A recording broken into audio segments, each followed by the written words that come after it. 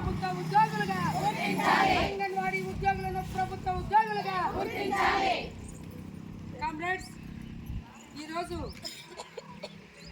రాష్ట్ర వ్యాప్తంగా 3 సంఘాల ఆధ్వర్యంలో రిలే నిరాహార దీక్షలు సోమవారం 23వ తేదీ నుంచి కూడా 27వ తేదీ వరకు 25వ తేదీ నుంచి కూడా 3 రోజుల పాటు ఆయా రాష్ట్రంలో జిల్లా కలెక్టరేట్ దగ్గర రిలే నిరాహార దీక్షలు జరుగుతున్నాయి.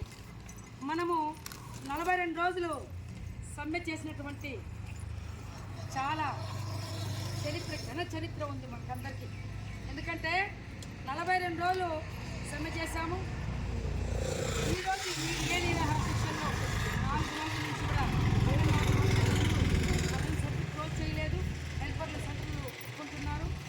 ఈ యొక్క రిలే నిరాహార దీక్షల్లో వీరందరూ వచ్చేసి ఈ యొక్క రిలే నిరాహార దీక్షలను జయప్రదం చేస్తున్నందుకు మీ అందరికీ కూడా విప్లవాభివందనాలు తెలియజేసుకుంటూ 42 రోజుల సమ్మెలో మనము 12 డిమాండ్స్ పెట్టాము. అందులో నెంబర్ 1 60 నుంచి 62 సంవత్సరాల వయో పరిమితి పెంచాలని, నెంబర్ 2 45 నుంచి 50 సంవత్సరాలకు హెల్పర్లకు వయసును పెంచాలని చెప్పి డిమాండ్ పెట్టాము. అలాగే మనకు మట్టి ఖర్చులకు అంగన్వాడీ వర్కర్లు కానీ హెల్పర్లు కానీ చనిపోతే వాళ్ళ మట్టి ఖర్చులకు 20,000 రూపాయలు ఇవ్వాలని చెప్పి మనం డిమాండ్ పెట్టాము. టీఏడిఏలు 2017 నుంచి మనకు స్టాప్ చేశారు. ఖచ్చితంగా కూడా టీఏడిఏలు మాకు జనవరి 2024 నుంచి కూడా ఒక టీఐ ఇవ్వాలని చెప్పి మనం డిమాండ్ పెట్టాము. మినీలందరినీ కూడా మెయిన్ చేయాలని గత 16 సంవత్సరాల నుంచి వాళ్ళు 2 పనులు చేసుకుంటున్నారు కాబట్టి వాళ్ళకు చాలా తక్కువ వేతనానికి పనిచేస్తున్నారు కాబట్టి వాళ్ళు మెయిన్ చేయాలని చెప్పి మనం డిమాండ్ పెట్టాము.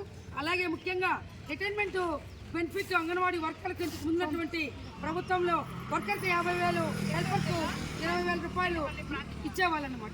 దాన్ని మనము పెంచాలని చెప్పి డిమాండ్ చేశాము. అలాగే గ్రాడ్యుయేట్ అనేది మీ అందరికీ తెలుసు.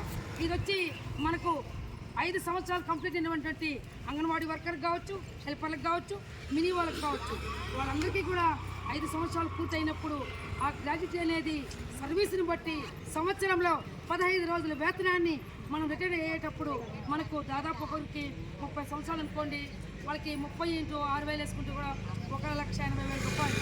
ఇవన్నీ కూడా మనకు వేసవి సెలవులతో కూడినటువంటి మెడికల్ లీవ్ ఇవ్వాలని రకరకాల 12 డిమాండ్లు మనము పెట్టాము. వేసవి సెలవులు, మనకు సంక్షేమ పథకాలు అమలు చేయాలని చెప్పి మనము 12 డిమాండ్స్ పెట్టాము. అందులో 42 రోజులు సమ్మె చేసినప్పుడు 3 సంఘాల ఆధ్వర్యంలో గత ప్రభుత్వం వైసీపీ ప్రభుత్వంలో చాలా మనకు అడ్డంకులు, ఎన్నో అవరోధాలు, ఎన్నో ఇబ్బందులు, ఎన్నో చాలాగా మనల్ని వీళ్ళు ఏమి చేస్తారు, వీళ్ళు ఏమి చేయగలరు, ఆదిలోని అంశపాతున్నట్లుగా 4-5 రోజులకే మనల్ని అణచేయాలని చెప్పి చూసినటువంటి గత ప్రభుత్వాన్ని మనం అందరూ కూడా మీ అందరికీ తెలుసు.